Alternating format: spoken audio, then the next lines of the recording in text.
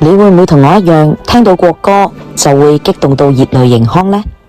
呢個係由澳門基金會、中西創新學院、澳門網絡視聽協會主辦，攜手中新社、澳門分社指導等共同舉辦嘅濠江憶榮光紀念中國人民抗日戰爭勝利80週年暨澳門回歸祖國26週年嘅圖片展覽。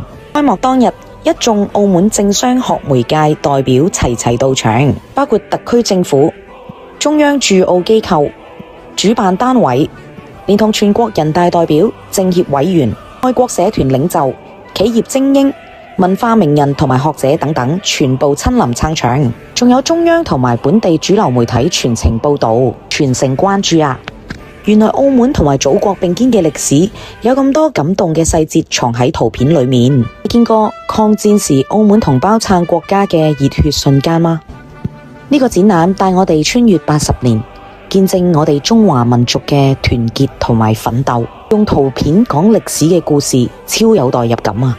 展覽有好多歷史嘅圖片，每一張都係一段回憶，帶我哋銘記歷史，珍惜而家嘅和平同埋生活。展覽會由12月21號到24號舉行，免費開放，歡迎帶埋屋企人、朋友一齊去感受呢一份家國嘅情懷，用心感受歷史，就會明白我哋中國人嘅團結有幾咁重要。